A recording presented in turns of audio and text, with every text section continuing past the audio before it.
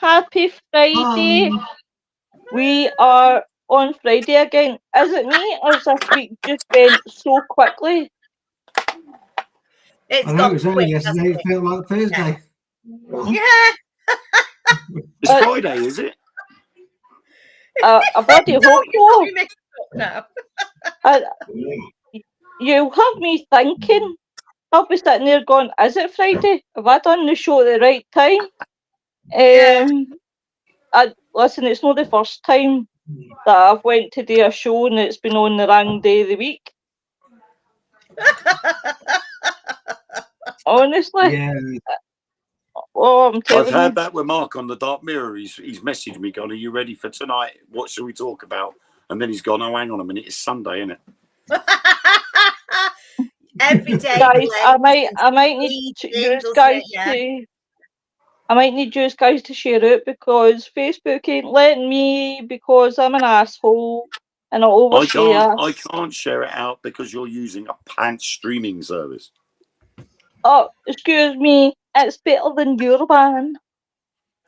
I can't share it out because I don't know how to. See, if I was to use this streaming service on my mobile phone, I wouldn't have any problems.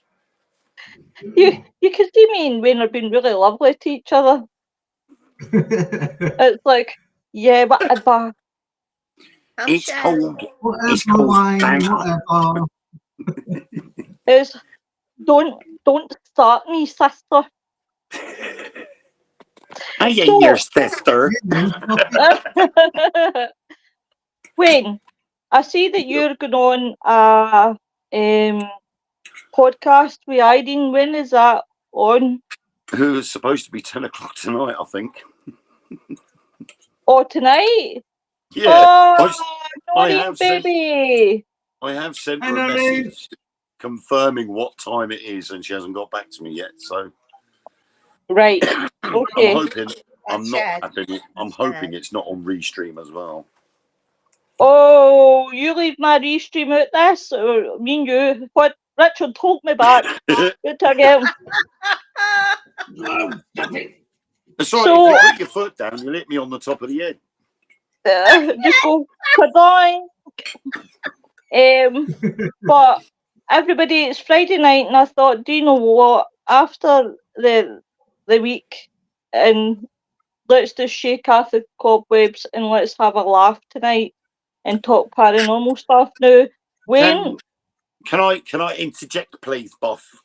Oh, you can do whatever you want, sweetheart. Well, I thought the ethos of Friday night's Fools and Ghouls is, as it states above, Fools and Ghouls. The theme of a Friday night is in the title. Fools. It is, dear. It is. Yep. It's supposed to be a laugh. It is a laugh. Cheeky bitch. Do you know what I am going to do, though? What we need to do always is we need to get Nick on here, and I'll send Nick the blooper reels from Truth Beyond Paranormal so we can all have a laugh at them. I will. Nick's your IT man, and I'm just a lackey. You'll see clips of me tripping down the stairs and making a complete arse of myself. So talking about Truth Beyond Paranormal, what's been happening with you guys? Our bosses have had a few issues. So with work commitments and home commitments, so we had to sort of take a back step for a little while they got things sorted out their end. But we're hoping that next year we will be back up and running again now they've sorted things out. Otherwise, it'll be sort of doing whatever we have to do. Awesome. Because it'll be great to see you guys back on TikTok and see you back on live. They did do a few live streams recently, and then it just went quiet again. So I think they might have got told off by TikTok again. It may be because Sam was wearing a funny jumper that they didn't like, or she said something they didn't like. I never know because I never get told. So Oh, bless. Oh, bless.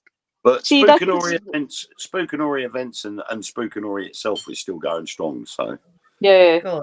Guys, I Yes. highly recommend if you are looking for a good investigation and a good event night that's right, I don't mean this offensively, don't take offence to this, that's cheap and cheerful, then definitely go to Wayne because he's amazing, guys, and I can only imagine it'll be an amazing event. it's a good night. We try because we're non-profit. We don't do it for the money. We do it because Yeah. we love paranormal investigating, Yes. and we like people to experience what we experience when we go out filming for Truth Beyond Paranormal. Yeah. So we try and keep the costs as low as possible. That way, we don't make a profit, but people get a good evening out. That's it. Yeah. We don't do many a year because obviously we're busy with other commitments. Yeah. But what we tend to do, it will do 3 or 4 a year. But when we do them, they are usually pretty sort of full on with people that are coming. Yeah. We've got one in November that I've called Beacon Shrill. It's our Halloween event, which we couldn't get for the week before because there's another team there that night. Because I think they book about 10 or 11 each year, whereas Right. we only book one a year. Yeah. So you're not We gonna don't get want to the full overdo it. We Yeah. don't want to overdo it. We don't want to turn around and go, look, we've got all these events hold at this location. Yeah. You know, because otherwise people just get bored of it. I mean, so far we've only been advertising for 2 weeks and we've got 16 people coming. Wow. Brilliant. And I'm That's- still wow. waiting on about 6 more. So What's your usual capacity? Is it depending place? Depending the size of the place that your capacity is? in essence, yes, it would depend on the size of the location. The one we're doing in November is quite a large area with about 9 or 10 different areas that can be investigated at any one time. Wow. So we could have, you know, potentially we could have 6 groups of 10 groups of 6 people. Yeah. Yeah. So you're looking at 60 people. However, most insurance companies for public liability insurance will start at 30 people. Right. And unless you want to pay extra to increase that amount of people, then obviously it's extra cost. We don't want to have any more than 30 people because we want to be able to break it up into smaller teams so that it's more of a personal experience than a massive group thing. Yeah. So having groups of 4 to 6 guests with a team member is probably the maximum you would have out at any one time. Yeah. So, I'm going to make tonight interesting, guys, right? Quickly. If you want to ask us a question, doesn't matter what the question is, right? It's a no holds bar. If you want to ask us a question and we'll answer it truthfully, we'll make it interesting tonight. It'll be a good laugh. I've got a question. Oh, what's the question? I've been doing editing on YouTube today, and every time I've gone to download it onto my channel, it sent it to the other channel. But I can't get rid of the other channel. But I've signed in the previous channel, the channel that I use, and it will not download it to that channel. And I'm tearing my hair out. How do I do it, Wayne? I like the way you've asked the question to a person that's not even here. Yeah. I wouldn't know, to be honest, because I've only got one YouTube channel. So it literally is just one destination. The best person to talk to would be Nick, because Nick puts a lot of stuff on YouTube. And he's more likely to know more about it than I do. I agree that one. I should do, really. I've got to work with Mr. Nick. I get a lot of people that ask me about my ghost stories that I used to write. It will be, Noreen. I'm like, you know, I used to put them onto YouTube when they were the Most Haunted Spookanori. Yeah. And then when I left Most Haunted, I was able to carry on, but I never bothered putting them in there. I just kept them all on hard drive, and that was it. Did you do stories on Most Haunted as well? Yeah. in between the seasons on their Facebook page, I used to read my Spookanori's live or pre-recorded in my garden shed. So all you could see was my face. Dark. I was literally just like a floating head in the dark, and I was reading the ghost stories. Brilliant. When I left, because Carl didn't have a hold on Spookanori idea, when I left, Spookanori was able to come with me. Yeah. Yeah. And he didn't like that because it went from being Wayne Seaton presents Most Haunted Spookanori to just Wayne Seaton presents Spookanori. Well, of course, if you built something, you have the right to take what you've built, and if they don't like it, then tough shit. Because at the end of the day, it's your idea, your thoughts. Yeah, but at the time, it was labelled Most Haunted Spookanori. Right. Presenting it. So technically, what he could have done was said, "Well, fine, if you're going, but you have to keep Spookanori here." And it would have remained Most Haunted. So I would have had to have rebranded my stories.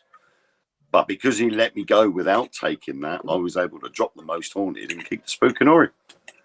Right. Well, that's good. That is really good. And I like how confident.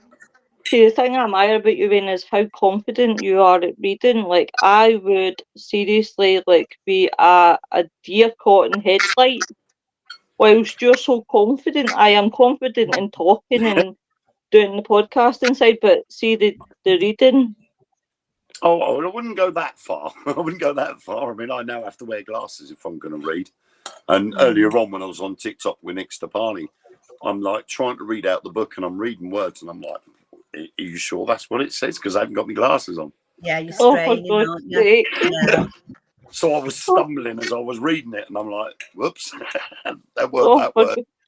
But, you know, for me, it wasn't about confidence. I just have to put in my mindset that, yes, I'm on the camera, on iPad, phone, laptop, PC, whatever. Yeah. But I'm talking to that camera and 3 friends. Yeah. That's it. That's the best way to look at it. If you look at it that you're broadcasting to a potential of millions of people, then your mindset is going to set in and you might sort of withdraw a little bit. Yeah. No, definitely. And it's like a lot of performers that used to perform on stage. You have to focus at the far end of the area that you're in. Oh, God, when I was in a band, the very first gig we did, I was bricking it. Yeah. I didn't want to go on stage. I'm like, no, I can't do this. And my friend gave me one of those herbal calms.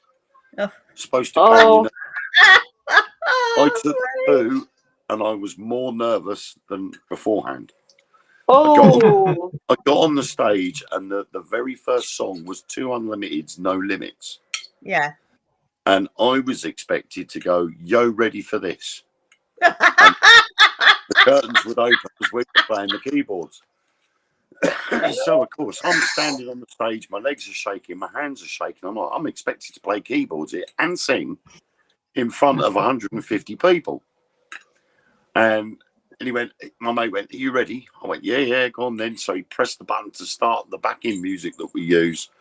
And I'm like, right, I played the first chord. I went, yo, ready for this? And the curtain opened. And I just saw all these heads. And as quick as as quick as anything, I'm looking out the back window. And the window at the other end of the hall overlooked Wivenhoe Library. So I was literally focusing on the bookshelves. So I could not see everybody that was in front of me. I couldn't see whether eye contact, did you? No eye contact whatsoever because my vision was going straight out the window to the library over the road. And that was the thing I ever seriously don't blame you because that's the same when I used to do college presentations. I'd be looking everywhere except the class because it's just so daunting. if you pick a point at the back of the room where everybody's in front of that point, and you just focus on that point at the far end of the room, your vision will stop you from seeing all those people. It just blacks it out, doesn't it? Yeah, it's like having peripheral vision. If you walking along, you're focusing in front of you. You're not focusing on what's on the side of you. But what your brain then does is it translates what it could possibly be. And that's why you get the peripheral vision. You see something out the corner of your eye, but your brain hasn't quite fully translated what it's seen. Yeah. So you go, oh, I just saw something move, when in fact you didn't. It was just your brain telling you, but it's just filled in the blanks. Yeah. Do you know that happens a lot? See, when we're talking about that happens a lot on ghost hunts. You think you see something, but it's your mind playing tricks on you. I have found that with a lot of people when we've been out on investigations. People have gone, I just saw something. And I said, well, is it right in front of you? And they went, no. I said, well, how did you see it? Was it to the left, to the right, or was it right in the corner of your vision? And they were like, the corner of my vision. And I straight away turn around and say, it's peripheral vision. You've got no, there's no proof on that. Yeah. Because, especially in the dark, you know, your eyes are struggling to focus because of the darkness. That's why originally pirates used to wear an eye patch. Got nothing to do with the fact that I had a missing eye. It was because that's interesting. I like that. Yeah. This eye was already focused to the dark. So when they went out and did things at night time, they just swapped the eye patch over, and this one was already focused on the dark. Well, can I honestly say, I hope they never ever date with me, because if they put it over my left eye, I'm absolutely screwed because I can't see nothing. Absolutely nothing. So if I'm driving a ship, I'm going to drive that ship God knows where. You'd be stuffed if you were a blind pirate. That's it. Listen, I'm falling apart. I might as well be a pirate. Mary says, hi guys, still have that friend here in the concert streaming. Lol, I'll be innocent. That's fine, sweetheart, we'll be here. Hey Holly, hope you're well, honey. But yeah, I mean, going back to the investigation side of things, I mean, this one we've got this year for Halloween, we have got an old, it dates back almost 500 years. So there's been something there since the 1500s. And it was started off as a normal, just a settlement. But then we come up to sort of like the late 1700s, and there was a guard station there. Then it developed into a Napoleonic fort to defend off of Napoleon's forces. Then it sort of moved further up into World War One and Two. So they actually had the coastal batteries there. So you'd got all the underground ammunition chambers, complete with all of the ammunition runners that they used to get all the shells up to ground level into the gun emplacements. So we got a nice big area, but this year we've managed to get some sort of quite influential people on social media involved. We've got a TikToker, Midlife Crisis 101X. He normally does things like car fails. So if you get a Ford that floods on a regular basis, he goes over there and he films people driving through and killing their cars. You know what? I watch the kind of films all the time, and it's just so funny watching people who are determined they can take. I've worked with him a few times.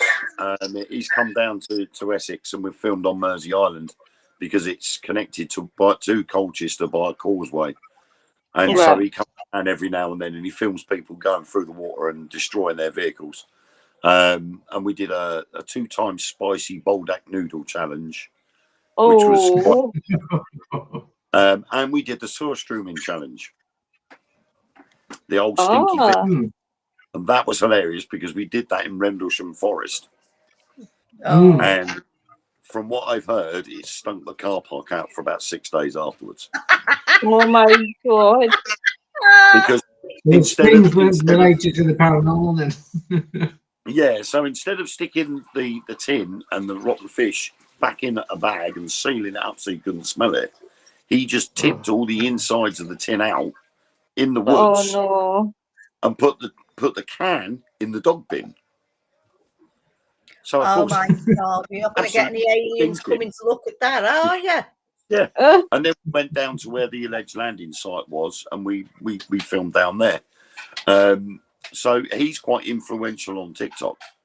Yeah. We've got YouTuber Tom Sunderland, who does the same sort of film and stuff. Currently, they're over in America at the moment, and I think they're making their way to either LA or Alaska to do some filming there. And then we've got Paranormal, who's I watched them quite a lot. See, since like you suggested them, I've started following them. Kelly and Nettie, we just recently did an investigation at 30 East Drive, which is part of a neuroscience experimental study, I should say, into the paranormal, which we have to wait for the results on because she has to write the paper and submit it.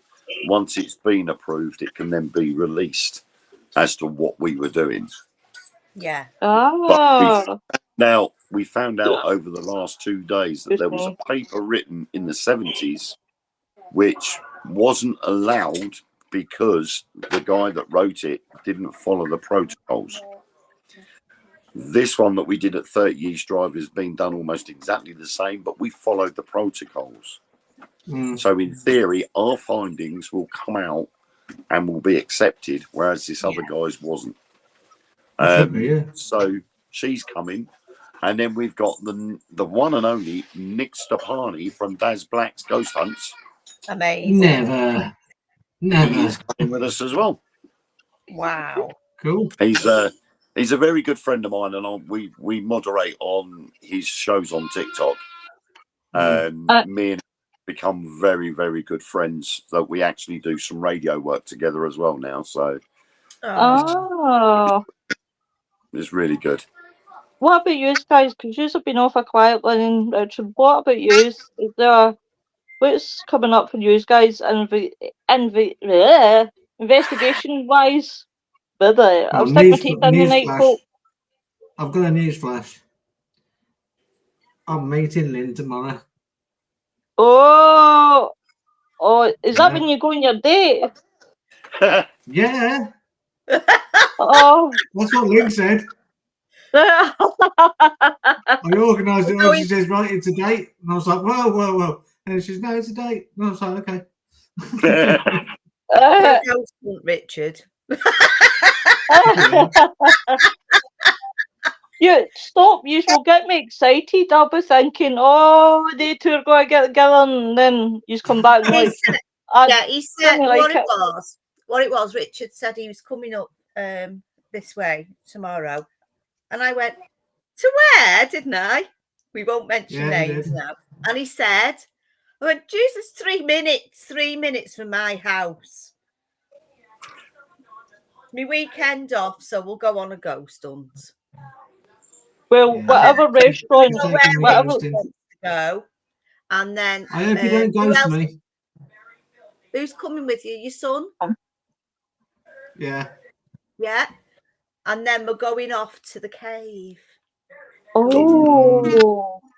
The cave. The cave. I didn't think my voice could get that low. Yeah, so I think he'll enjoy the places there. I found today actually looking at where we're going to go tomorrow with Richard first, and I found this place which I've been looking for a long time. I knew it was there somewhere, and it was where there was a castle. There was a castle up there, and it's been gone for hundreds of years. But David Llewellyn ap Gruffydd, he's the last Prince of Wales. His son was born there. All right. Not far from where we're going tomorrow. But they've got the remains of like the architrave on the doors and that. Very posh. But it's all crumbled. But what a great place to go to. What a great place. Well, don't you two get stuck in don't you two get stuck in the caves. Don't make me come and rescue you. Send out search party. Yeah, there's Well, no signal. well, hey, that's a great thing. You could hide in the caves. No signal, no people. Oh, don't Richard will tell me come. I'll be running. Richard will go there with a ball of string now. You watch.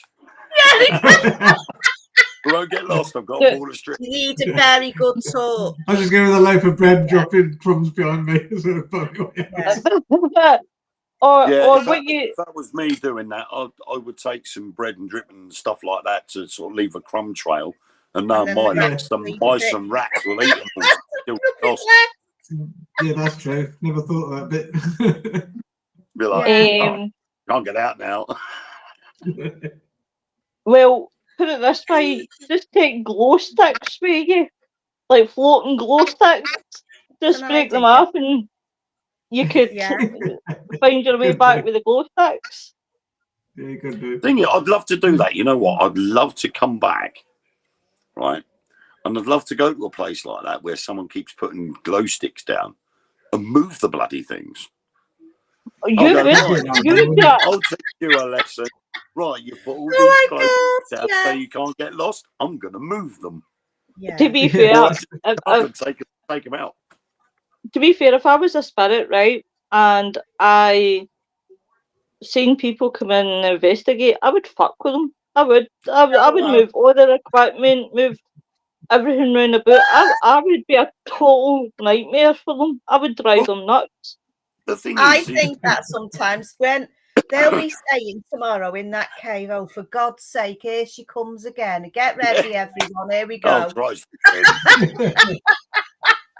just like, We're going to a hotel for the night. Come on, let's go. the thing is, as investigators, we always say to ourselves, you should treat spirit the same as you treat yourself. That's Yeah. it. I So totally agree with that one. if 30 people rock up to a location at 8 o'clock at night and stay there till 2 o'clock in the morning, as a spirit, I'd be a bit pissed off that they've disturbed my sleep. Yeah. Just a bit. Yeah. So I'd be wanting revenge. So I'd be going, like, the next group that comes here, they're going to have a rude awakening when they turn up. No wonder, I right? will be the devil. You think about it, right? These places get investigated over and over and over again, and it's the same questions. Like, and the spirits must say to themselves, "What the holy f is this?" Like the same questions, and they must get annoyed thinking, "Oh, there's different set of clowns." Right, I'm off. Well, I'm going to, for the 8th of November, I'm going to print up a contract and I'm going to go into the location and I'm going to go, spirits, I've got a contract for you to sign. Oh my You God! only- See, I would like you to sign this contract and say we're only going to come out weekday evenings, Friday to Sunday, and that's it. The rest of the time is yours to do what you like. But Friday evenings through to Sunday evenings. do you know what? See if our spirit I want a signs that performance. contract, I'll die off. Can you imagine? Give me the pen. I'll sign it, and it'll be signed with I mean, you. I think cracking that joke. I think cracking that joke would sort of break the ice with a lot of the guests, but also Yeah. at the same time it would dispel the myth and link into the fact that spirits are not performing seals. Yes. They're not. This is And that would be the the link thing. that I would use for my guests is to show them this contract and go, we would get the ghost to sign this, but they are not performing seals, so don't expect anything to happen during the course of the evening. Yeah. Go in with See, an that open would mind, be and if it happens, it happens. that would be a good way because do you know what? People watch these TV shows and think, that's how it is out in ghost hunting, and when they come out and they realise, wait, they know this is no what I seen on the telly, and then This they is go, the oh, this is disappointment. But Yeah. it's not really. You're sitting in a building, right, that's full of history, a beautiful building. I'll take a beautiful building. In fact, I'll throw one in. Need Path Castle, the one that I went to. Dead beautiful. Upstairs is amazing. me, Alex, and the team used to sit there for hours. Maybe not get anything, but I just loved being there. It was the atmosphere. It was looking Yeah. at the pictures. It was going exploring the other rooms. And the thing is, as well, is you can go there during the day and you can walk Yep. around and you can look at everything, but you go around at night time, you've got different. Oh, You've got a different atmosphere, and you've got the apprehension that something might happen. yeah. That's paranormal. Yeah. But where else would you be able to go at night time in pitch black and go and do that sort of thing? Because you can't do it during the day because A, No. there'd be tourists going around, Yeah. and B, it would cost you an arm and a leg. Yeah. But to be honest, I would just put my cat balls in my pocket and accidentally chuck it out. Like, just throw one to one side and one to the other, and then kind of just pace something down the hall. Hello, Shane. I'm guessing this is Shane. Hello, crazy people. The Ravens Paranormal. I think this is Shane. Hey, Yeah. your Hey. sweet Person. cheeks. But you know what? You know what? I live across the road, literally here from the cemetery. Grown up here, I've never ever done a ghost hunt in that cemetery. Seriously? Seriously, but I have played hide and seek in there when I was a kid at night time. It was quite creepy. Oh, I've never Ever done a ghost hunt in there. I've never felt the urge to investigate a cemetery. People have asked me the same question. Have you ever gone into a cemetery to investigate? You know, Highgate Cemetery. Wow, it's an amazing place to investigate. Me, I'm like, no, I've never even been tempted to go into a cemetery and ask for spirit to come forward. Far as I can see, they're there to rest.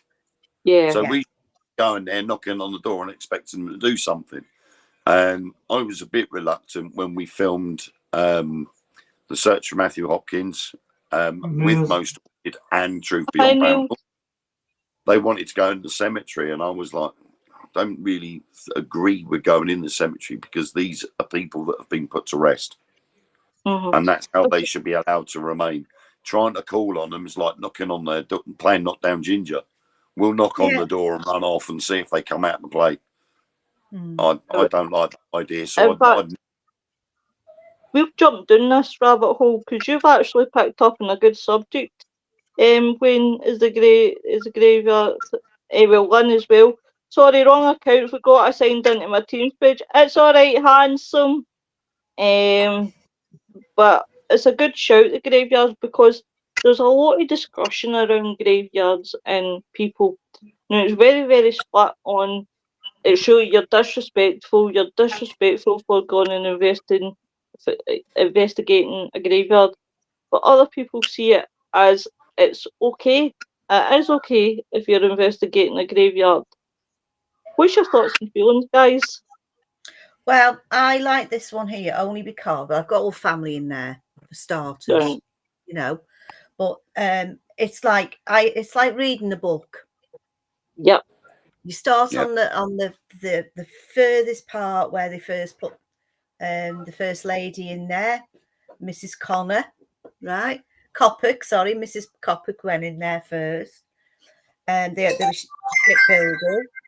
And you can read the history on most of those old ones.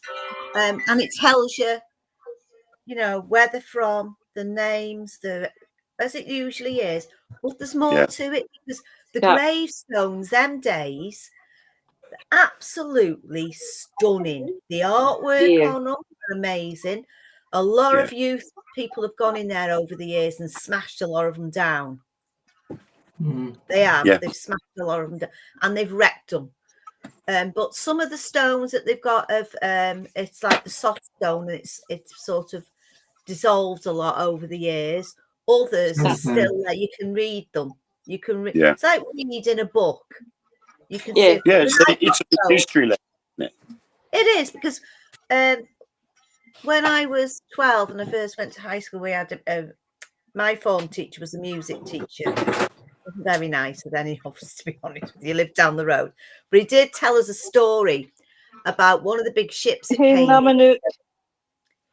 came in from, I think it was Holland, somewhere like that. And they went to the local pub, the Old Key House, which is still there. It's not used as a pub anymore, from the 1700s. And he went to look for somewhere to live up here. And he got in a fight with a local man. And he was warned, you know, just be careful now you're here. You hear that, the church bells. Yeah. If they go 13 and not 12, you're not going home tomorrow. And they did. And he was found dead the next day. And he's there. He's there. You can read the story, you know. And it's you can see all the different people from all around the world who came here on ships who's died here, or they've settled here and died. And it's interesting. It's very interesting. You don't need to do ghost hunts there. You can read the history and you can feel things coming to you. And it's like you're walking around with them. You can feel the energies. Sometimes you can't. Sometimes it's just very surreal and very, very calm and that. But it's an interesting place. But I have been to some really old ones over on the Wirral. And well, again, it's not to do a ghost hunt, but it's more interesting to see what they are. Pirates ones and all this. This it's interesting to find these because they're all mixed in with the modern ones. You know, and I tend to like the ones who were on sticks, really old ones, which are on like sticks on the flat. I mean, the cemetery, to me, we've got two. We've got the old cemetery and the new cemetery. So the original cemetery was for the old part of the town I'm in, when it was literally a hamlet. And then obviously the town obviously had progressed from a hamlet into a village. The cemetery got bigger. It then got full. And they purchased the land over the road, and that became a new cemetery. So they tended to look after that one more than the old cemetery. Yeah. And as a result, it got overgrown. Then word spread, oh, you don't want to go in there. It's haunted. There's ghosts in there. So, of course, kids would dare each other to go in there, even at night time. And you got the rumours that would spread. And I think that is one of the things with places like Highgate Cemetery, is that it's a cemetery. At night time, it is 100% going to be spooky and gloomy and not a nice place to go because it's a cemetery. But I think with the influence of social media, movies and TV shows portraying cemeteries as horrible places where zombies come up out the ground and all that stuff. You know, the night of the dead. that air of nastiness. So people tend to stay away, apart from us nutcases who are like, we're happy to go in there, let's go and go in there. But I mean, me personally, I don't see the draw to it. I don't mind going in there to look at the history of it, because in my local cemetery, I've gone into the old cemetery and looked around to see the oldest gravestones, and I came across the foreman who was responsible for building the ship that the close I live in was named after. Oh. And that was the Capilla. It was one of the last ever masted freight ships that went around the world. Was built here. Yeah. And the actual hull of the ship, when it was retired, it came back into Wivenhoe, where I live, and the hull of the ship is buried in the housing estate. Wow, that's interesting. When they dug up, it was turned into a lumber yard, so it was just concreted over. When they sold the lumber yard off and a housing estate was built, they found the hull of the ship. And so they literally kept it, preserved it, and then went over the top of it. So you know where it is. Yeah. Close I live in, which is up the new part of the town, is named after that ship. So it was nice to actually find the foreman that was responsible for the building of that ship. Because that's going back quite a way. Yeah. See, we've got one locally, which we'll be passing tomorrow. Richard. You won't be going in there, but it's there. And it's a little Oh. village. It's a little village. You've got the old one, the old cemetery, which was locked off with metal gates, solid metal gates. Then you've got the new one. Now, the old one wasn't full, but when you go in the old one, you've got rich families in their plots. You can see the rich by the graves. You know, when they were buried at the time of it, cost a fortune to get that type of gravestone. It really did, because you know the stonemasons them days were spot on, weren't they? They're really good. Yeah. But in that cemetery, there's a part, and you're walking and you're bouncing, and it's mass graves from the plague. Now, people say, oh, if you go on there, you can smell this like flowery. It's not that it's flowery, it's the gases from out the ground. Lovely. Yeah. Glad we're not going tomorrow then. Bit of bad wind going on down there. You'll need your gas mask at this rate, because you'll need to, if you're walking across it, definitely. I'm going to quickly go into the comments. Shane says, I think it's okay as long as you're respectful.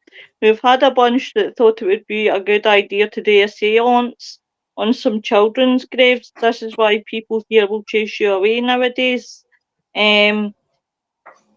Guys who's come in, you can ask us any questions tonight, anything at all. No holds barred. I think there's been a lot of stigma towards paranormal investigators, because a lot of people will tend to look at paranormal investigators as urbex. Yeah. You know, going into urban exploring. I personally will not go somewhere that nobody knows we're going into. Yeah. That's all right seeing an abandoned building, but if anything happens to you while you're in there, who's going to help you? Because you shouldn't technically be in there. So I won't go anywhere without the owner's permission. Hey, William. I've had that a couple of times where someone said to us, you know, oh, let's go into here. And I go, does the owner know? And they go, well, no, we're just going to go in. And I'm like, well, I'm coming then. Simple as that. Because if I break my leg, for me, the rest of my team are going to be stuffed for getting home, because I'm the only one out of my team that drives. Oh my good God, that's no good. So if I break my leg, in an abandoned building, no one's getting home for a long time. Yeah. So I like everything like that to be above board, but a lot of people look at paranormal investigators as urbex explorers, and they think that they're the one and the same thing. And I'm like, no, there's a big difference. A proper paranormal investigation team will make sure they've got all the permissions needed to enter that property first. Yeah. The ones that do the urbexing, they're looking at it as, well, yeah, we've managed to get in here, so let's go in here at night time and see if we get anything else for the paranormal viewers. So they themselves are putting their own lives at risk by going in there at night time without permission. And I'm like, fine, you go for it. I put my hands up to being that person. I am that person. That does that. It's a very thin line. It's a very thin line. But when it's awkward because I don't like blowing my own trumpet. But for me, being in sort of more in the public eye, if I'm seen going into an abandoned building and making a complete horse's ass of everything, and just messing around, that is, apart from it being disrespectful to the person that owns the site, it also lowers my ranking with the people that watch what I do. Yeah. And I get it. You know, that can have an effect on what you do in the future. So I have to be mindful of what I do so it doesn't affect everything else that I do. Aye, I get you. I do get you. Shane says, I know that's a problem, Wayne. William says, ghosty people are poles apart from occultism, to be honest. That is very true, William. Very true. Yeah. Richard, what about you in graveyards? What's your thoughts and feelings? Well, you know, I've been to like the German War Cemetery, but that really for me was for the history. Because I Yeah. go to churches Yeah. and stuff. I don't go to investigate the graves or whoever's in that grave. I go because the church has got some history. It was involved in, say, it was there when the plague was there, and they've got certain areas that have got all your plague victims and everything. Yeah, I go for the history, and it's amazing how, like Lynn was saying, how like the rich graves are all built up and they're nice and posh, and then all the plague victims are just like Yeah. got a bit of wood Dump. stuck in the ground. Here lies, and you can't read who it is because it's weathered away. But the German War Cemetery, for me, it's on Cannock Chase as well, and it's a known UFO spot site as well. So I was killing two birds with one stone there. And there's Yeah. history of the werewolves and stuff like that on a full moon. So I've always been there on a full moon. I've never heard or seen anything. And you've got Pigman. Now we had something that sounded like Pigman, but it was definitely a pig noise and a pig squeal. It Do you wasn't think someone it's a stomach wild rumbling. boar? No, this is like sort of thing, and it was like that's a bit weird. My stomach he, them noises. he actually sounded. Do you know what? Your pigman actually sounded Scottish there. I was beginning to worry. I It was could have been like, a Scottish pig. Could have been a Scottish pig. You know, Did he have a kilt because on? Yeah, good point. well, then, what? What did he did he say, have a Lynn? Did it have a kilt and sparrow? No, he had his Listen. bagpipes with him. No, that's what he was. He was trying to. He was playing the bagpipes, so he was going wee wee wee. Do you know what? All the way home. You could always say, "Are you a true Scotsman?" Under that kilt. You For know me, if it was the Scottish pig because it was singing songs by the Proclaimers. Yeah. this is very Yeah. true. You Just- go in there and just say, get the and guitar. I would walk 500 miles. Yeah. Walk 500 You know what? Songs miles. were all right. I just didn't like Just the to way be a man that walked 1,000 miles. they spat when they spoke, when they sang, didn't they? I'm like, Oh God, yeah. oh, This wine's good. It was something else. So what makes you think it was a pig man? Because of the. We were talking about Pigman and the Cannock Chase and everything on the way. You But when we broke got Wayne. there, Can smell bacon. yeah, But got this bacon this sandwich. bacon, and I was thinking I could really do with the bacon and sausage sandwich. But no, we was walking about and we heard something that sounded like it. I mean, it could have been kids playing around in the woods, whatever. But we heard something. But I never ever said anything on film that we've heard Pigman. We're going to go after him and we're going to see if we can Yeah. find him. Never do Yeah. anything like that because at the end of the day, to me, it's like cryptid. It's cryptid bacon sandwiches. It's cryptids. It's always cryptids. Cryptids bacon sandwiches. I've never Oh heard my of Pigman. God. I'm laughing because I've never heard of Pigman. Yeah. Never heard of Pigman before. Pigman and Dogman. I know I'm all men who are pigs, but I've never heard of a Pigman. Well, I was Excuse me. thinking that myself, but I wanted to be polite because I thought the two boys will reach up and batter me. So I just thought I'll be kind. Don't say that. The thing is, if we look at it, you've got Pigman, Dogman, but the obvious mermaids. Oh, mermaids In are a real. forest. Yeah, I mean, we look Mermaids at in a Dogman. forest. We look at Dogman and we say werewolves. Yeah. Yeah. But so there has been cryptids like that about for donkey's years, and one of the primary ones is mermaids, half man, half fish, or half woman and half fish. Yeah. So, Or I was going to crack a joke, but in this stage of life you really can't crack a joke. I'll crack it if they were off.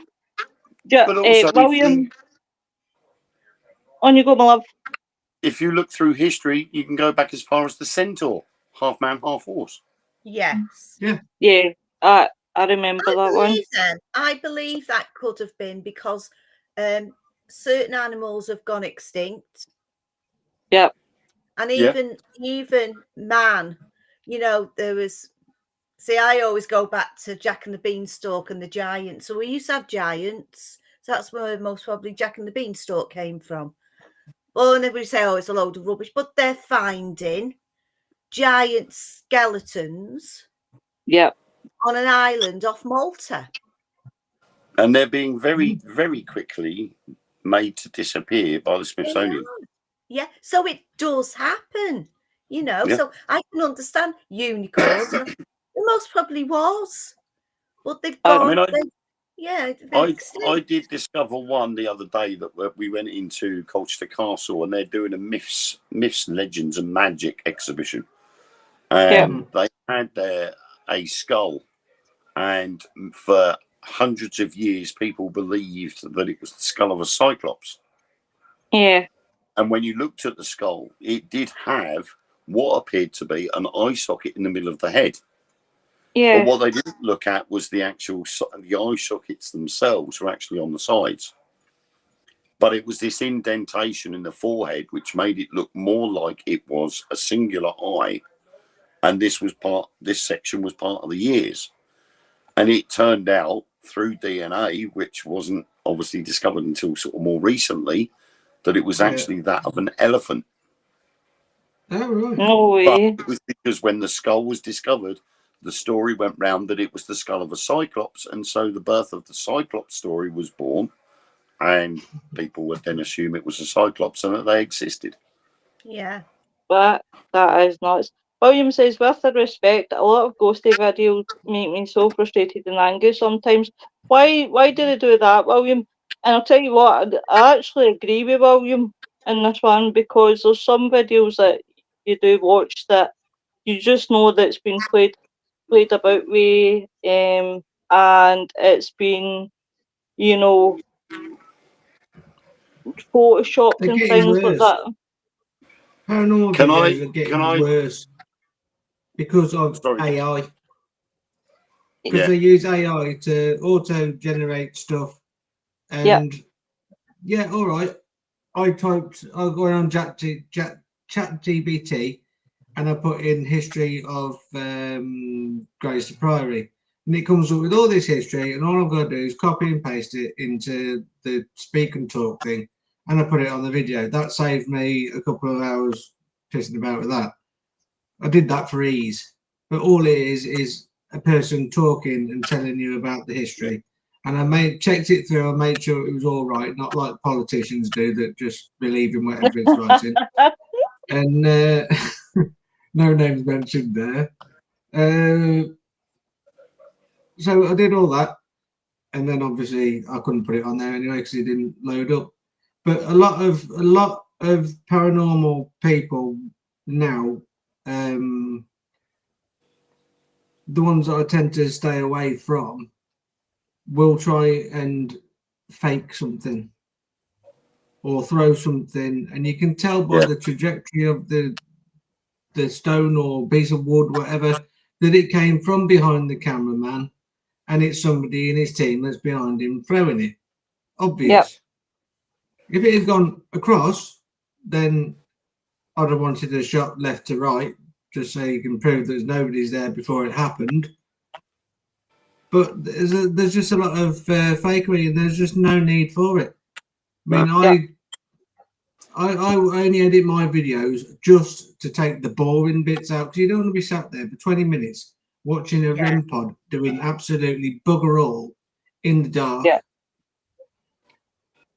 Yeah, I'll put it on, like, if anything happens, I'll put it on like 2 minutes before and then 2 minutes after, so you can see it goes off. It's in the middle of nowhere. You know it's in the middle of nowhere because you can tell. And I film all around the ruins and everything like that, and I'll explain a bit about where I am, what I'm doing, and what's set up where and what I'm seeing and what I'm feeling. I've got me medium with me. She's telling me what she can feel, what she's in contact with, and we'll have a bit of a session on that.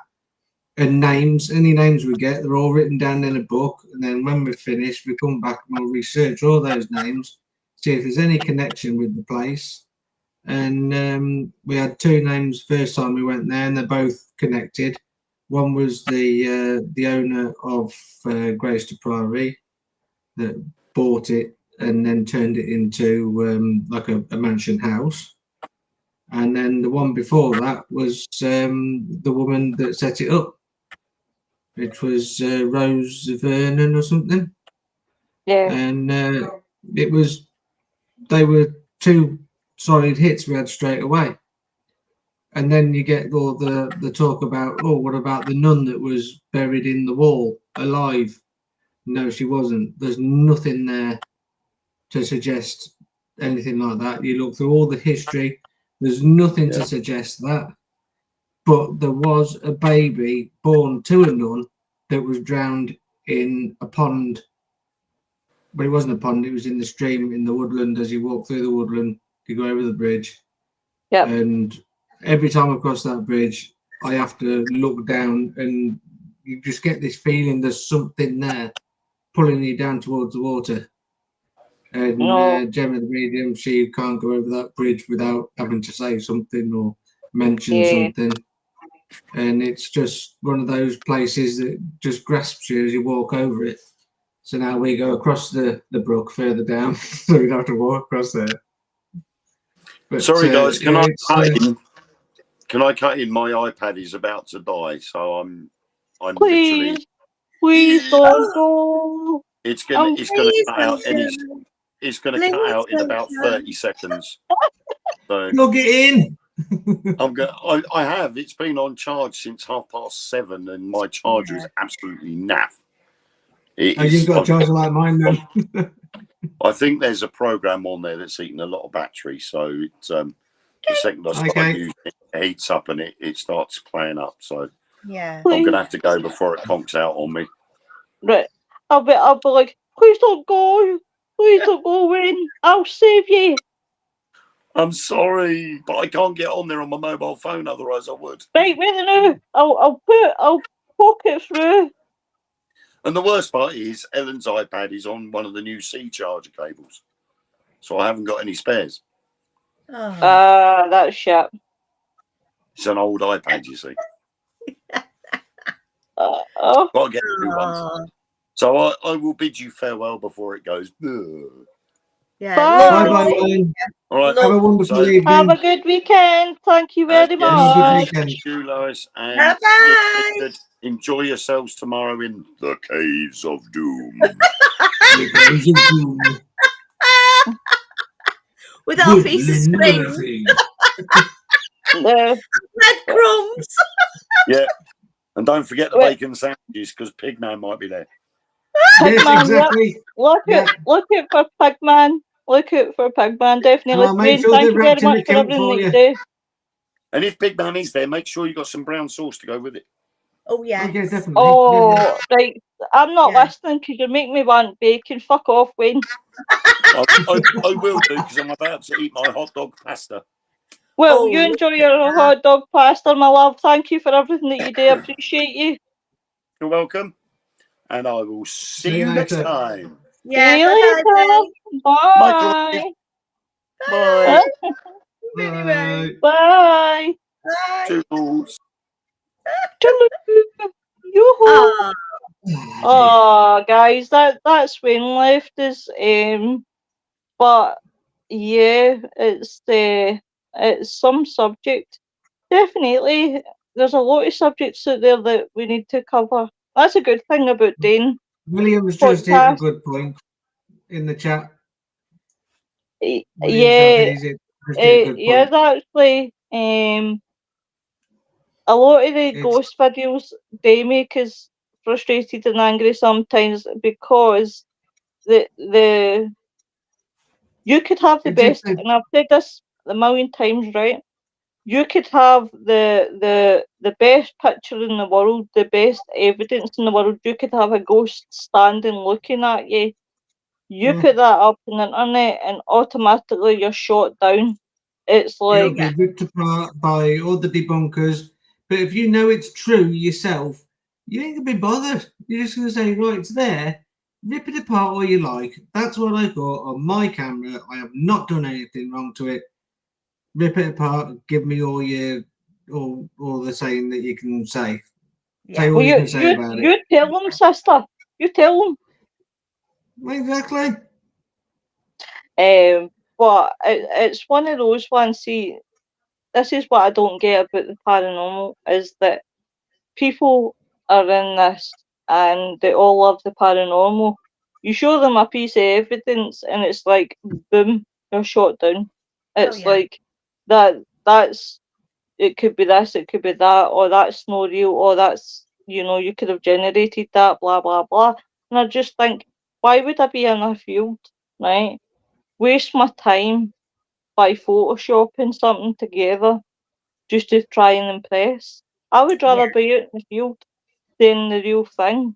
Right? Due to health conditions now, I'm not that fit enough to do it. But I'd love to be out in the field, and see, even if I didn't get nothing, that's not a wasted time to me, because No. I'm out, I'm about, I'm getting fresh air. Yeah, I'm seeing buildings that maybe I've never seen before. That's it. Um, and it's wonderful. So what more can you really ask for? I just wish that I know that I know the thinking of, if you're on the TV, you can't be seen not to have anything, because people are going to tune off. They're going to think, well, this is boring, blah blah blah. And I get it, they get it, but Nice don't. one, Noreen. I didn't even realise that the other comments were here. Shane's laughing. Hey, Kate. William says, it is. Wait a minute, no, I'm going to have to take William's comment out because I think it's a bit of a long one. It's what they say or do sometimes. If they hear a noise, for example, they run into that room to find out what it is. They don't remain where they are. I was also surprised that a small amount of people don't really understand what energy actually is. Oh, that.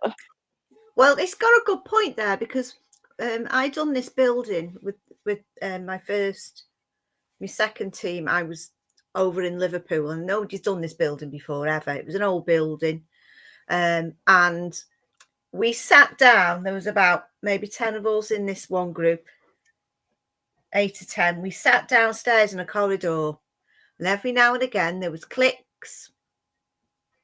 Yep. And lights went off.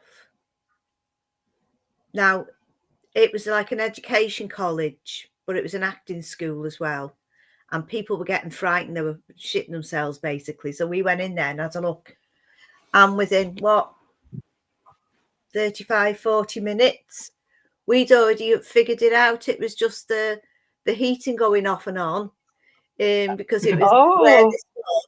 In another room, there was it was full of electronics and heating things. So every now and even though everything was quiet and we were listening intensely, every now and again you could hear a click, then you'd hear it on another click, and that's what it was. It was the electrics on this heating Yeah. system. So That we put reminds me that when I one went to to bed. 38's Drive. I went Yep. up into Philip's room and you could hear this clicking going on. And I was like, hold on a minute. I opened the cupboard door and there's the boiler in there. So I said, right, that's been switched off. Turned it off. No more. I said, now if we hear clicks in there again and I know that's switched off, then that's a different matter. Yep. As I'm walking away from that said door, the cupboard doors on the chest of drawers opened, and I'm like, "What the fuck?" I was like, "Tell me we just got that on video." And we got it on video, and we were dancing around, putting our weight everywhere, trying to get these doors to open. They would not open. Even if you're going towards it, they stayed shut. Walking away from it, stayed shut. I stood back where I was, and they didn't open again. And they didn't open again for the rest of the night. But at one time, I was just trying to prove that it wasn't my weight displaced on the floor that opened those doors. Exactly. So I Yeah. think I debunked that myself, that it wasn't me doing it. It was actually the spirit doing it, because that is Oh, God. one of the haunted rooms. But the first time I went to East Drive, my God, I got there and I was just like, whoa, this place is so sort of thick with energy. It was like you Yeah. had to cut a knife to get yourself to go through. Is it And I was negative walking, energy, Richard? it felt, negative energy. But it just felt very, just thick, like a thick fog. And whilst we were waiting, Jack was talking to what's her name, the caretaker. I can't remember her name now. And I could see this something moving about behind the door, a shadow moving about behind the door. I was like, Jack, I want the keys. I want to go in. And he says, yeah, hold up a minute. And they kept talking for another 5 minutes. So I says, give me them keys. Went straight in. Obviously, nothing there, but you could just feel the energy come at you. Yeah. We were sitting there, we could hear all these noises going on upstairs, like dragging noises across the top landing in the bedrooms. Because we was running to wherever these noises were coming from, and then we'd hear something downstairs. We were running back down the stairs. We was going up down the stairs all night, and I says, "Hold on a minute, let's just sit Playing, down, it's playing you, listen to the noises, and not react to it. Because if you don't react to it, maybe he'll come down. Well, it will come down to us." And do what we're asking it to do, rather than us running around getting breathless, doing all this stuff. Took And the it was mickey just, out it of was you, mad. Do you know, when you're talking about 30 East Drive, right? Honest to God, Yeah. right? I'm going to tell you a story, but I'm going to leave the team's name out, right? Because it wouldn't be fair to name them.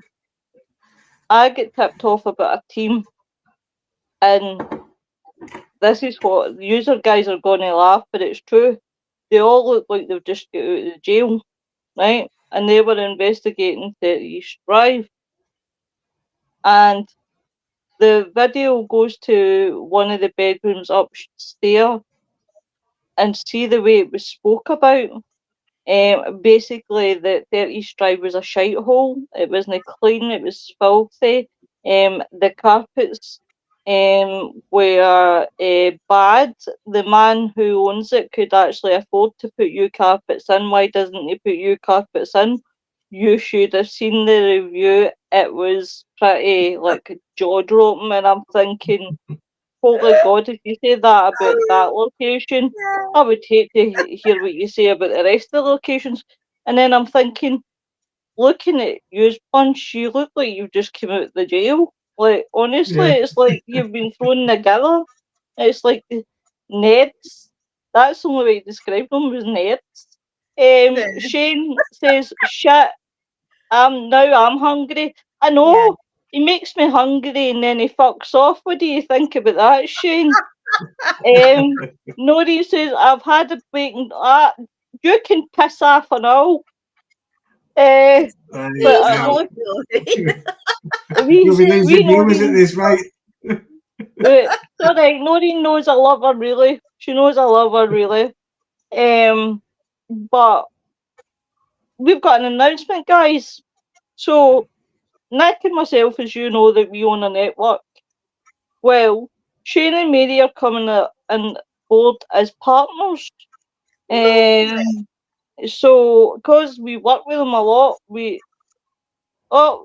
aye, Shane, he is a fucker. He is a fucker. You sing it, brother. You sing it. So they are coming aboard. I'm over the moon. I'm really, really over the moon. Sounds good. We work well. We got Noreen's laughing. See, my wee Noreen laugh. I bet you Noreen's sitting there going, did you hear that bastard and the way she spoke? Oh, thank you. I love when you give me that sign. You make me feel dead warm. Oh, thank you. Hey, I'm not always cold-hearted, you cunt. I'm actually quite soft-hearted, soft-touching. I like the way you roll your R's. It's warm. Warm. Do you know what? Right, I think that's Mary and great. Shane. I do. Mary and Shane, right, have pointed this out to me, right? They're like, do you know that you've got your own language, Will? And sometimes we just can't understand you. I'm like, do I have a little language to myself? It's different dialect. It's dialectic, isn't it? Is that the right word? Dialectic. Listen, Dialect. here's your breath thick in the head. But it is one of those ones, guys, that Willow does have her own language. That's actually brilliant because I could make up anything. But no, it's been a good laugh. It has been definitely has been a good laugh. It's what we've needed. Definitely. It is. Yeah, it is. Exciting times. It is exciting times. So what are you two doing after the ghost hunt? To say, mind your business, Will. That'll be telling. Lynn, don't say a word. That'll be telling. You're like, tell her nothing. Tell that Willow nothing. Yeah. Tell her nothing that you can't cast I'll be any dragging suspicion. him around all the haunted locations. By the time he goes, he'll be shattered. Well, see if I'll probably get home can... about 3 o'clock in the morning. How long, Richard, would it take you to get from your house to Lynn's? About 2.5 hours, roughly. Oh well, that's actually not too bad.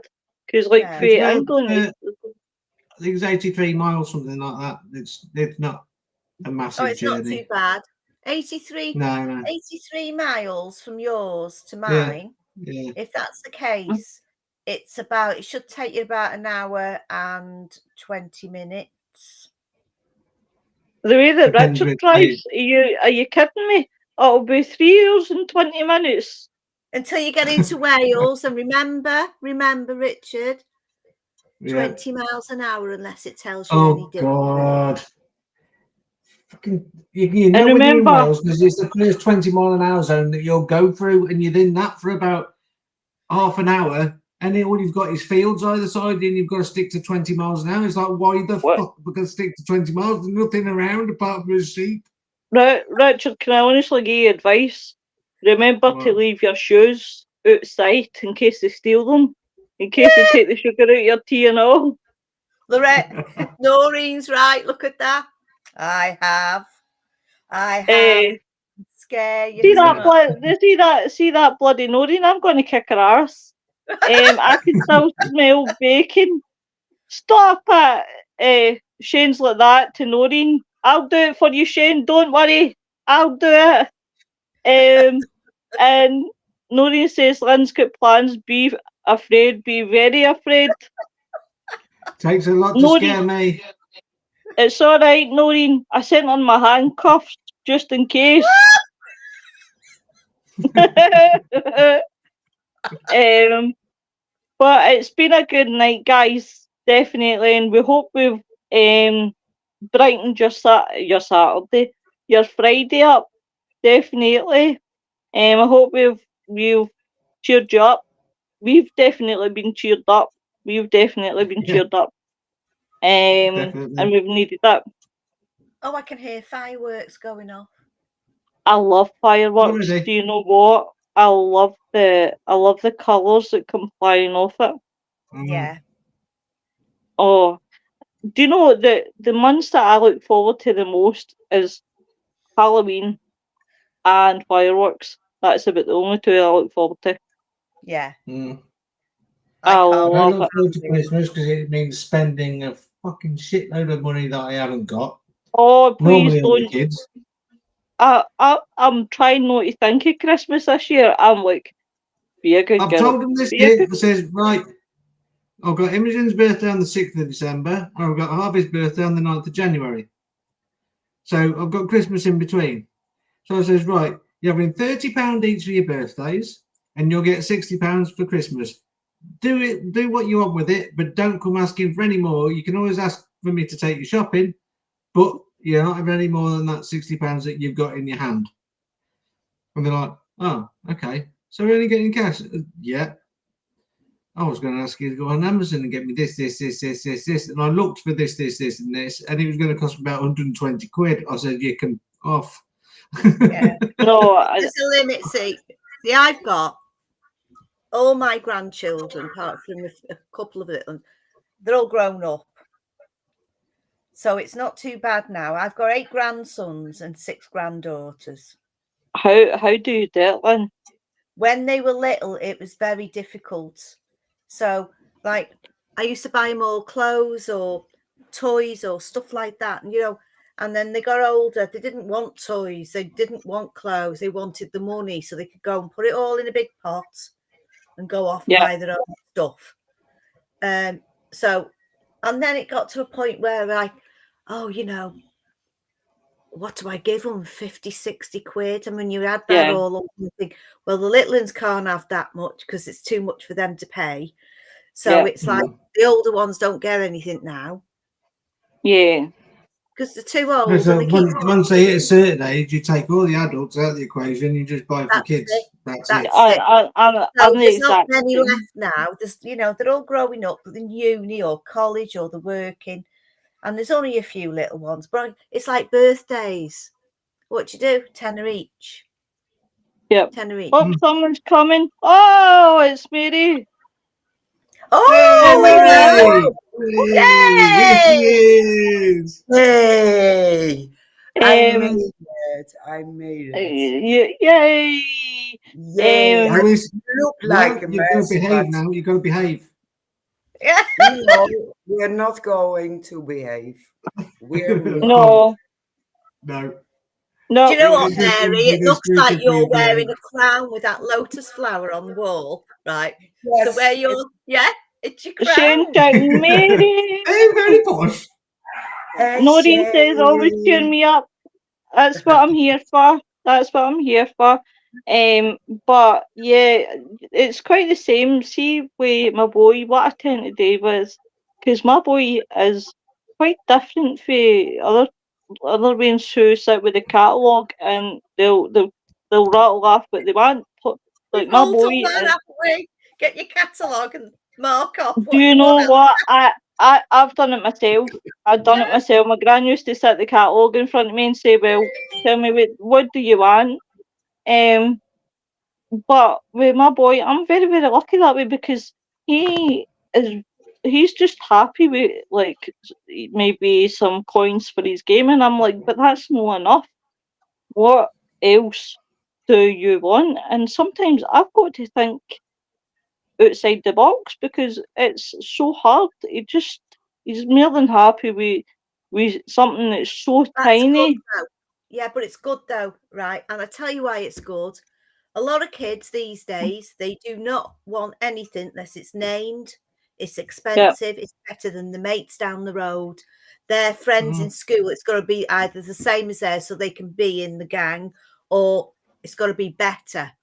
Kids who are bothered, they're not monetarized, and it's a good thing because they're happy with what they've got. So name brands or anything like that doesn't mean anything to them.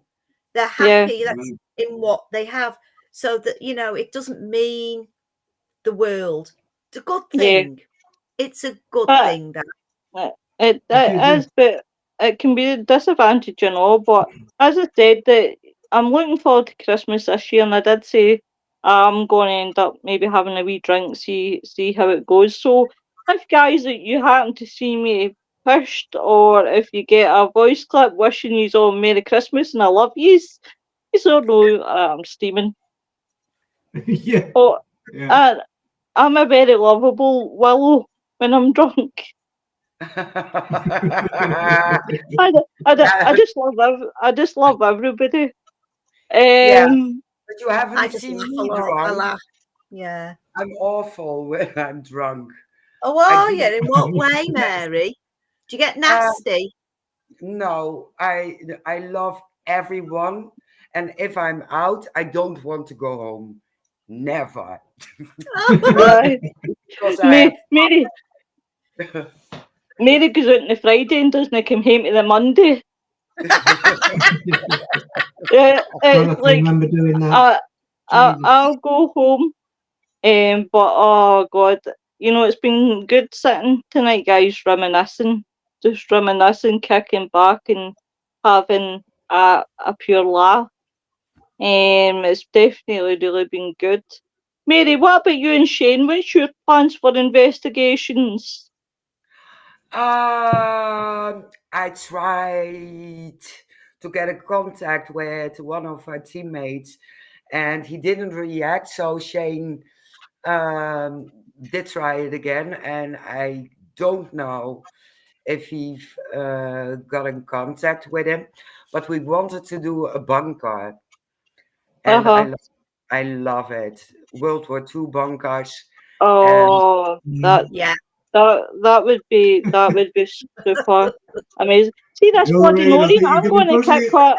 I'm going to kick her out. Yes, but I do need special clothes because it's getting cold here, and I'm always Yeah, it's cold getting cold because over I'm here. a summer dude, and I think it's so cold. So I have special socks and a special pants and a special Did thermal you say special pants?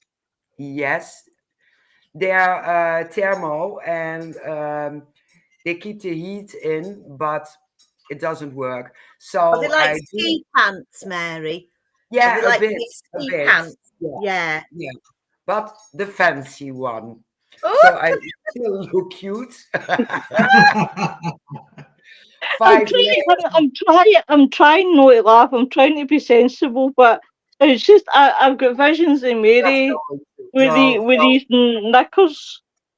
If you've got I to went laugh, you've got on to an laugh. investigation. I You went can't on an just laugh. investigation. Laugh is infectious. Everybody starts laughing. Yes, Right. if they see me during November, December, and they see me on an investigation, I probably think they're wet themselves because I'm all like this. I can actually visualize Mary you dressed up as a Eskimo, like Yes, you're yes, out fishing in the igloo. yeah, yes, she's got big exactly. knickers that come up to here. Tuck them all in up there like that. But I need. Noreen, you're right. I was thinking knickers and I've realised it's trousers. Shane says no contact yet. Not a change from when I'm not drunk because he always says I always eat when drunk. Listen, I'll be your Gordon Ramsay. I can make a good pizza, but you might be able to bang it off the plate and it might make quite a noise.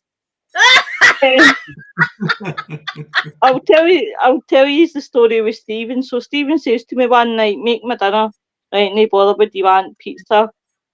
And I was like, no problem. So obviously I've put it in the oven and maybe I just let it go a wee bit too much. So brought it in front of him, and I swear to God, for half an hour I was in tears with laughter. He cut it open, looked at me, looked at the plate, and started banging the bit of pizza off the door. And he says, literally, you could have used it as a door knocker because they have. Honestly, I was bad at burning pizzas, but can I just say, now in 2025, I am getting good at making pizzas. I was about to say, I think it's an age thing. I do, because I remember when I was your age, maybe a little bit younger, and I used to put pizzas in it. One of my husbands, he threw it. I'm not eating that. And he threw this pizza and it stuck on the wall.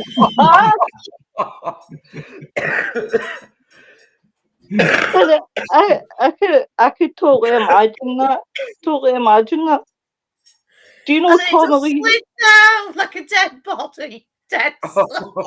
Oh my! And I you know the did. pizzas you can get, you just put straight onto the rack, and you Yeah. just cook them like that, and they don't do anything but cook on the rack. Well, Yeah. I bought this pizza, and it wasn't a cook on the rack one, and I was going to put it on a tray, but for some reason, I think it was I bought it a couple of days before I got COVID. So my partner at the time decides I'll cook you this pizza. I says there's no point because I can't taste anything.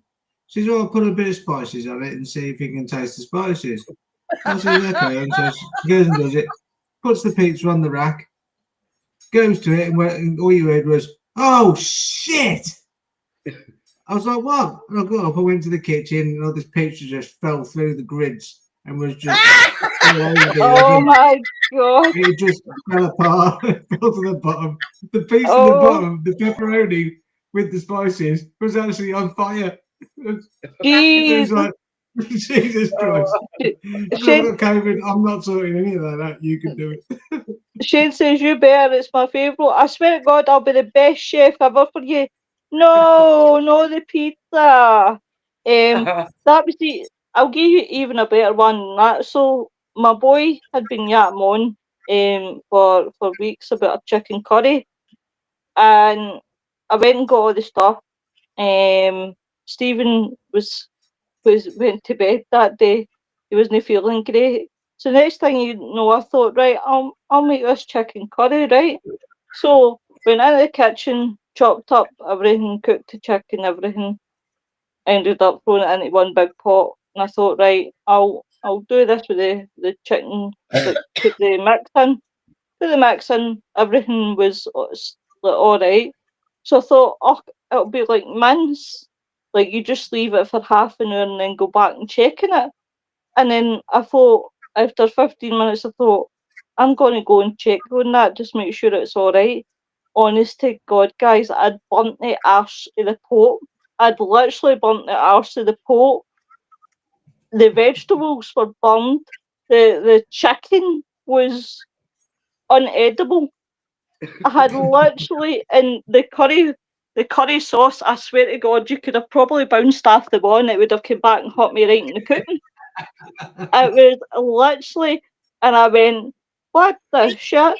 So Tommy Lee waited till Stephen was up and then said, Stephen, I didn't get my curry. Mum burnt my curry. And Stephen said, how did you manage to burn the curry? I said, well, I left it for half an hour because I thought obviously that's what you were meant to do. And he went, no, you're meant to stand and stir it. And I was like, oh, that's where I went wrong. But I literally burnt the arse of the pot with all the vegetables and Isn't it everything. funny, what you do when And you... she, don't laugh. It's not my fault. I can't cook. Well, Do I you know can't cook actually. the most I stupidest do all thing my I've curries ever in a done? stock pot now over 8 hours. Oh, yeah. It's easier. When I was a child bride, I was like, That sounds wrong. many years ago, when I was a child bride, my husband brought some lamb's hearts. oh, He brought them home, and I looked at them, and he brought a packet of stuffing mix. He said, I'm going out, won't be long, back in an hour. I said, well, what do you want me to do with this? He said, mix the stuffing up, put the stuff in the lamb's heart, put them in the oven and cook them. And he goes off, and I'd never done this before. I've never cooked hearts before. So, and I mixed this stuffing up, and I was getting the stuff, and I had one of the hearts, and I got some of this stuffing, and I was putting it in. Every time I pushed it down one valve, it was the other. oh my God. and I get Just one reaching over the valves. and it was popping up. It took me about an hour to get these little 4 hearts stuffed. And then he came home and he went off his head with me because I hadn't I didn't know you had to cut all the tubes out. Oh my God, you left the valves I didn't in. know. Never cooked them before. Oh, Just punching them in. It was Imagine that they're putting a cork in one valve and stuffing Oh my it through there. God. oh, Shane's laughing. He says, Yes, whenever yes. I ever come over, I will teach you something. And listen, see if I can't cook a curry, how the fuck am I going to cook Indonesian dishes? Are you not? It's a kind of curry. It's a kind of curry. It's fine. But It is oh, easy. it is. I mean, don't get me wrong, guys. I have come up in the world. I have actually started to improve in the old cooking. She can do flavoured noodles now. In the microwave, 10 minutes, job done. Don't go on about noodles, because Tommy Lee will tell you the story about when I made them noodles. I think it was like a week or two ago, and he tasted them and he went, "Mum, these are salty." He's like, I had put extra salt in, so it was like, "Here you go," and he went, "Oh, Mum, these are salty." So I took them, destroyed them, and I made him another one, and he went, "Mum, you're just useless." He says, "These ones are new undercooked," and I went, I says, "You're really taking the pee." Shane's laughing. It's easy, trust me. That's what I thought with the curry. But Well, guys, we've had an amazing night. We have yeah. had an amazing night. It's been funny. It's been funny. Even sitting reminiscing my old stories. Yeah. We should definitely do it, Mia.